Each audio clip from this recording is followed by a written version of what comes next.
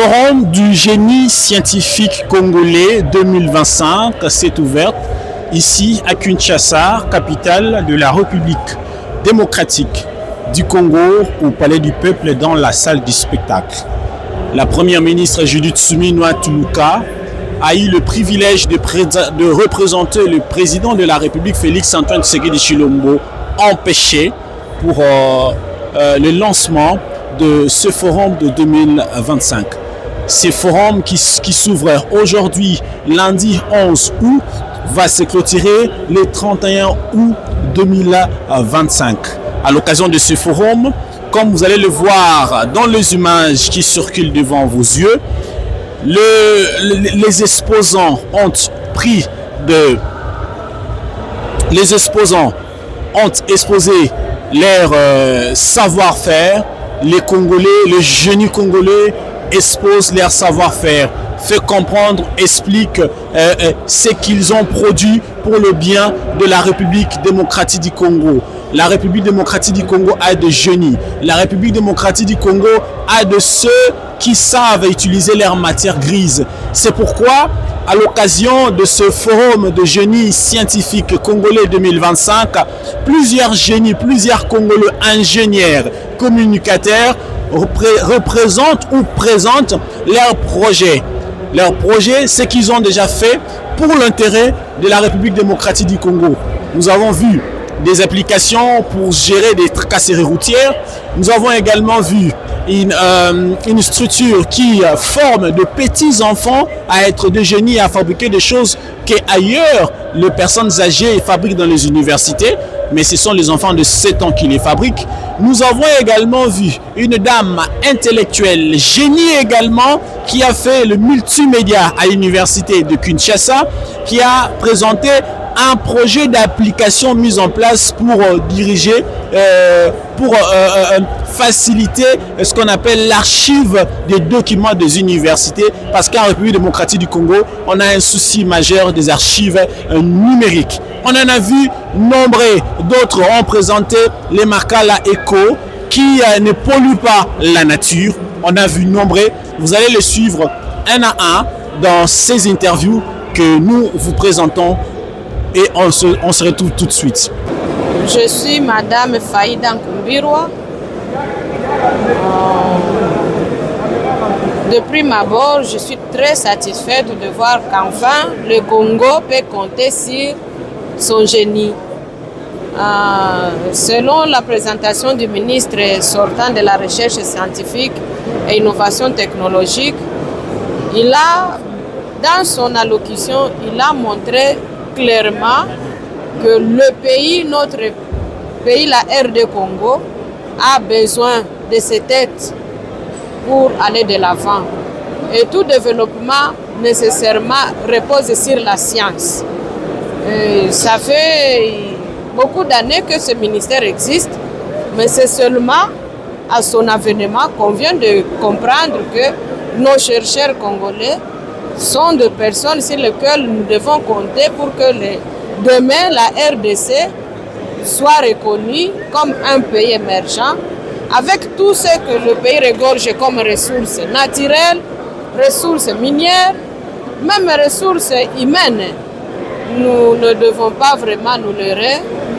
Si, à mon sens, nos chercheurs, ceux qui ont été retenus, depuis 2023 qu'on a commencé ce forum dans notre pays. Le premier forum, le deuxième, c'est maintenant la troisième session. Donc si nos chercheurs sont bien gérés, sont bien encadrés, on a la foi et l'assurance que le Congo de demain sera autre. Le Congo, moi je souhaiterais à ce que demain nos enfants puissent être fiers du Congo par rapport à ce que nous avons aujourd'hui comme image.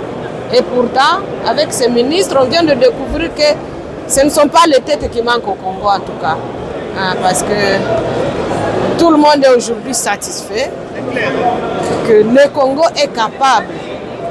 Nous devons vraiment, dans la mesure du possible, c'est vous, le troisième pouvoir, non? Quatrième pouvoir, c'est la presse. En tout cas, je pense que vous devez aussi faire du bruit de façon à ce la recherche scientifique soit à sa place dans notre pays pour que le Congo puisse dire enfin demain, nous aussi nous existons sur la scène internationale. Je réponds au nom de Cap Mbassala Nord. Je suis inventeur de recherche scientifique. L'avantage, premièrement, j'avais visé pour la garde présidentielle, j'avais visé parce qu'il y a de la technologie. Moi aussi, j'ai mis la technologie en place pour sécuriser notre président. Déjà, ça nous permet, Forum, ça m'aide déjà de commencer toujours à bosser, dire, pour que dans les jours à venir, on puisse commencer à créer des choses plus efficaces. L'avantage avec le gilet, par exemple, il y a des zones là, il y a des snappers, on peut envoyer un snapper pour tirer des balles. À l'aide de cette gilet, ça peut détecter directement. Si ça détecte déjà, ça envoie l'alerte directement. Il y a dans des réunions, des gens peuvent entrer avec des caméras cachées, des caméras là, espions. Si une personne entre avec des petites caméras là, directement ça va détecter encore. Et puis des micros espions là, les gilets capables de détecter tout. Ça envoie directement le message. Ça fait déjà 6 mois. Et je n'ai jamais frappé des portes, mais c'est ma première fois de me lancer. Parce que dans des provinces là, on nous aidait des soutiens, mais je me suis lancé pour venir ici pour travailler. C'est une occasion aussi. Ce que je peux demander, nous les chercheurs scientifiques, qu'on puisse commencer à nous donner même des labos là qu'on peut commencer à travailler pour qu'on puisse être très bien concentré. Parce qu'on n'a pas de labo ici en RDC, des labos qu'on va mettre que ça c'est notre labo pour nous les chercheurs. Si on fabrique quelque chose, on part directement faire ça là-bas. Il n'y a pas de labo. Comme là, j'ai fait ça à la main.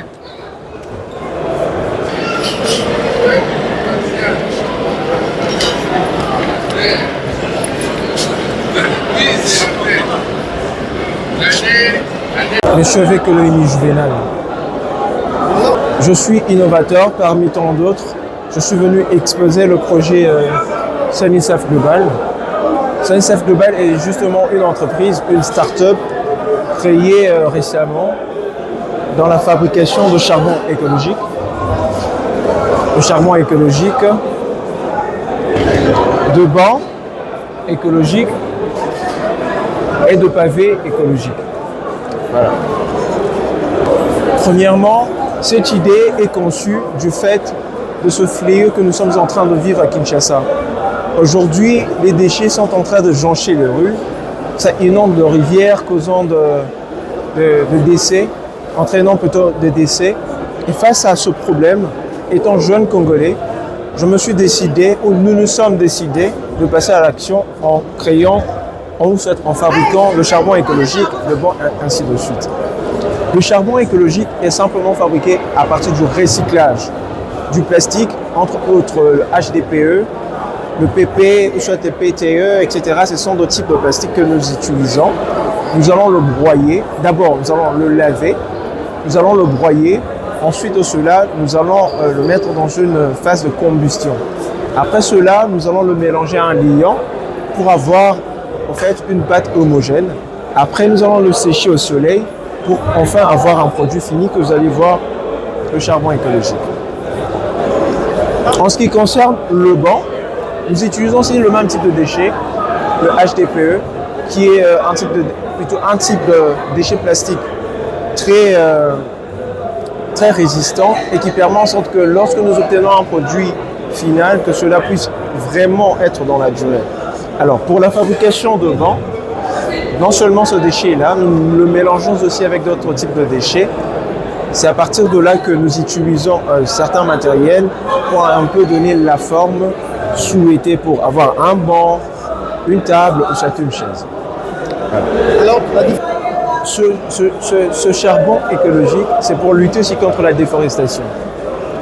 Le braise qu'on a l'habitude de voir dans nos maisons, dans nos ménages, ce sont de type de braise qui produisent en fait beaucoup plus de CO2. tandis que ce charbon ne produit pas beaucoup plus de CO2. Je suis ingénieur Monga Kyoni Adonis. Bon, ma présence à ce forum, en fait, c'était pour valoriser mon projet que j'ai pu réaliser, le faire connaître aux yeux de tout le monde, qu'ils puissent connaître qu'il y a un projet X qui existe et qui a été inventé par un Congolais. C'est un projet qui se nomme Traffic Management. C'est le projet qui permet de gérer les contraventions routières de la ville de Kinshasa premièrement et s'étendre après dans la République démocratique du Congo. Donc on vit actuellement un phénomène d'embouteillage, de tout ça, c'est relié au manque de conscience, de morale routière. Donc mon logiciel permet à ce que les agents sur terrain, les agents de police formés spécialement pour utiliser ce logiciel, qui puissent signaler des infractions des conducteurs et tout cela sera centralisé et suivi par un logiciel qui est aussi fait pour le suivi des amendes et infractions quotidiennes signalées. Donc en termes simples, ce logiciel permet de gérer les contraventions routières dans la ville de Kinshasa. Donc pour cela, comme je vous ai dit, bon, moi je viens de finir mes études actuellement et ce forum a été pour moi une occasion de faire connaître ce projet aux yeux de tous. Donc c'est un peu comme mon premier pont vers l'extérieur pour ce projet. Mais j'ai encore d'autres ambitions pour le faire connaître encore aux yeux de plus grande partie des gens. Donc comme message que je vais donner aux autorités de ce pays, ce projet est un projet qui arrangera beaucoup de problèmes dans notre vie quotidienne. Premièrement, le problème de circulation routière. Deuxièmement, le problème de centralisation des informations. Et troisièmement aussi le problème d'authenticité de permis de conduire. Donc ce projet vraiment est un bénéfice à la fois pour la population congolaise et à la fois pour l'État congolais. Non, ce projet est fait pour l'État, il est fait pour l'État congolais. Donc sans l'État congolais, ce projet ne verra jamais le jour. Donc ce projet, il appartient à l'État. Il doit soutenir ce projet pour qu'il soit mis en pratique, mis en vigueur dans la ville de Kinshasa et voire prochainement dans toute la République démocratique du Congo.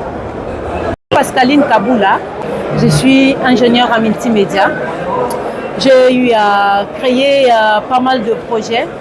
Aujourd'hui, grâce au génie scientifique et au ministère qui était autrefois ministère de la recherche scientifique, qui aujourd'hui, ensemble avec un autre ministère, j'ai eu à exposer une application que j'ai eu à créer. C'est le fruit d'un grand travail pendant 5 ans. L'observation qui était un peu amère était que plusieurs universités à Kinshasa manquent vraiment des archives électroniques. Alors, numériser l'archivage au sein des universités à Kinshasa était mon champ de bataille. Je crois que c'est la vision également du chef de l'État, puisque aujourd'hui on a des magistrats, on a plusieurs personnes qui, lorsqu'ils entrent au gouvernement, après 2-3 jours, on dira non, tu n'as pas étudié. Ce que tu nous as donné comme dossier n'existe pas et tout. Il faudrait aller revoir, même 10 ans après. Alors et lorsque vous rentrez dans la même institution, vous trouvez vraiment qu'il n'y a plus de traces de vos dossiers. Et là, c'est emmerdant, c'est fatigant. C'est comme ça, grâce à cette application qui a ouvert peut-être ses portes aujourd'hui à une grande entreprise, fera de sorte que les étudiants soient à l'aise. Qu'un étudiant quitte l'intérieur du pays vers l'extérieur du pays vers l'intérieur, il est au même niveau avec un étudiant qui vit dans la capitale, même qui vit au niveau de la diaspora. Après inscription, en allant jusqu'à l'obtention de diplômes académiques. Tout ce qui a relevé des codes, tout ce qui a des démarches administratives comme le frais de labo, les frais d'enrôlement, tout se réserve et se paye en ligne grâce à notre application Agizo. Ici, je n'ai que 2 contacts, donc 2 partenariats. Le premier que j'essaye de tenir fort, d'abord c'est mon université que j'aime beaucoup, l'UNIKIL, où le recteur a eu à m'offrir vraiment l'espace.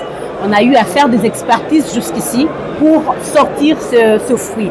Alors, si on est là, c'est pour montrer à la face du monde qu'on est quand même capable de faire quelque chose en tant que fille du pays. Pas seulement attendre que les diasporas viennent pour pouvoir prouver de quoi l'extérieur donne comme expertise. Ici, en République démocratique du Congo, il y a les gens qui peuvent vous donner des fruits, vraiment le fruit de leur propre recherche, et puis qui peuvent faire avancer notre pays. Alors jusqu'ici, je ne suis en contact qu'avec mon université qui est l'université de Kinshasa. Alors, je suis Stéphane Koyangue, je suis le responsable scientifique de l'ONG Bénéfiture. Alors notre objectif était ici, c'est de présenter, proposer les nouveaux programmes de technologie qui est enseigné au niveau primaire. Alors comme vous voyez, on a pu constater qu'au niveau de l'école primaire, on a un programme de technologie qui n'est pas vraiment adapté à la vie réelle, à la vie pratique. Et sur base de ça, on a pu rédiger un programme de technologie. Et c'est ce qu'on a amené aujourd'hui avec les enfants qui ont déjà suivi ces programmes. Ils ont réalisé leurs projets et ils ont venu aujourd'hui exposer. Alors ces programmes, comme vous voyez, ça parle beaucoup plus de technologie. On a écrit des livres, comme vous voyez. Il y a des livres commençant des première, deuxième, troisième, quatrième, cinquième et sixième. Alors dans ces programmes, nous nous basons beaucoup plus sur l'aspect nouvelle technologie. D'où nous utilisons tout ce que vous voyez comme matériel didactique. On enseigne aux enfants, commençant de première année, l'électricité, l'électronique. Au niveau de deuxième, il y a un peu d'électronique et la programmation des jeux vidéo. En troisième, nous avons intitulé Initiation au pilotage des MCI. Au niveau des troisième, on propose un programme où les enfants apprennent à piloter, surtout à contrôler les systèmes informatiques. Donc un enfant de troisième peut être capable de formaliser un algorithme, le traduire à un langage informatique. Par rapport à l'âge, on utilise beaucoup plus de drag and drop, qui est un concept de programmation par bloc. Il écrit son programme, il te le verse dans une carte de développement et ce programme, il peut piloter à travers tous ces matériels didactiques que vous voyez. Et au niveau des quatrièmes, c'est initiation à la robotique. Comme vous voyez, il y a des matériels didactiques qui parlent de la robotique. On utilise ça comme des matériels didactiques. Ce sont des kits robots où un enfant peut écrire son programme. Il prend ces programmes-là, il l'amène au niveau de ces kits robots, il les programme, il lui donne des instructions, d'où ces robots vont commencer à exécuter ce qui a été donné comme instruction. Et au niveau de 5e année, un élève de 5e année qui suit ces programmes de technologie peut être capable de mettre en place une application mobile. Aujourd'hui, cet enfant a démontré ici, il a créé une application qu'on appelle l'assistant vocal. Cette application a pour rôle d'aider les gens à parler français et cette application va traduire automatiquement en anglais. Et c'est un enfant de 5e année qui a pu créer ça. Au niveau de 6e, on enseigne la domotique. Donc on part sur ces bases qui a été déjà enseignées. Un enfant de 6e est capable de contrôler les différents dispositifs électroménagers de la maison. Donc il crée un programme informatique pour contrôler les différents récepteurs. On a des fans, des ampoules. Il peut créer une application. À partir de l'application, il commence à gérer ça lui-même. Et au niveau des 7e, c'est là où on parle beaucoup plus de sciences des données. Un enfant de 7e année peut arriver à formaliser des données pour commencer à utiliser des modèles déjà qui existaient, commencer à prédire des événements. C'est ça, beaucoup plus, c'est ces concepts-là qu'on applique au niveau des 7e. Et en 8e, on forme les enfants sur la création de modèles d'intelligence artificielle. Ce n'est pas en appliquant beaucoup plus de mathématiques, mais en utilisant déjà des modèles prédéfinis. Ce sont des modèles qu'on voit beaucoup plus utilisés aux États-Unis, en Angleterre et en France. Il y a l'enfant qui a aujourd'hui présenté un modèle que lui-même a créé. Ce modèle a pour but de reconnaître tous les membres du gouvernement, entre autres le président, madame la première ministre. Et c'est un enfant de 7 ans qui aurait pu faire ça. C'est comme nous voyons beaucoup plus à l'université. Et à travers notre programme, tous ces enfants-là sont arrivés à mesure de réaliser tout ce que nous voyons ailleurs. Alors, les difficultés que nous rencontrons beaucoup plus, c'est que les gens ne comprennent pas vraiment les concepts dans lesquels nous sommes mis pour travailler. Aujourd'hui, nous voyons les Chinois, les Américains, les Occidentaux sont en train d'émerger. Dans ce domaine-là, on parle d'intelligence artificielle. Au lieu qu'ici, chez nous, on puisse être aussi dans ce domaine-là en train de travailler pour viser aussi l'avenir. Des fois, quand on propose ces services, les gens ne comprennent pas ces concepts. Ayouk Info, votre média en ligne qui vous présente les activités, qui vous fait vivre de grandes activités en République démocratique du Congo. Et à la fin de cette grande activité du premier jour, l'ouverture du forum de génie congolais. Vous avez suivi religieusement chaque exposant, chaque génie congolais qui vous a expliqué son projet. Et c'est aussi une occasion d'écouter le message qu'ils ont lancé pour la nation. Ne banalisez pas ce qu'ils ont dit. Ne laissez pas passer ce qu'ils ont dit. Recrutez-les, cherchez des génies pour le développement de la République démocratique du Congo. Ne cherchez pas seulement à recruter ceux dont vous connaissez, qui sont de vos familles, mais vous savez en réalité ils ne savent rien faire. Pour l'intérêt de la République démocratique du Congo, tout Congolais qui veut mettre la main à la pâte, il est le bienvenu. C'est pourquoi nous vous demandons, chers dirigeants, chers présidents de la République, chers premiers ministres, chers membres du gouvernement, chères autorités de la République démocratique du Congo, vous avez vu, entendu et connu les projets de ces génies qui ont exposé leur savoir-faire devant les grandes autorités, devant le public du monde. Ne laissez pas passer, capitalisez leur savoir, capitalisez leur génie pour que le Congo aille de l'avant. Je pense qu'on va encore se retrouver au prochain numéro pour la continuité de Forum de génie scientifique congolais 2025.